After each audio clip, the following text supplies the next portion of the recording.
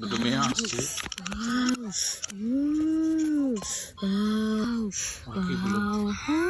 কুল পেয়েছে, কুল পেয়েছে। কুল দুটো চলছে, চলছে, মাথা ঘামাচ্ছে।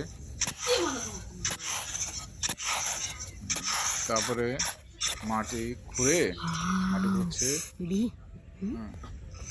খুঁড়ছে, তারপরে ওর মধ্যে বাচ্চাটার মধ্যে দিয়ে দিল, কুলের আটিটা দিয়ে দিল, মাটা চাপা দিয়ে দিল, দিয়ে সুন্দর করে মাটিগুলো চেপে দিল।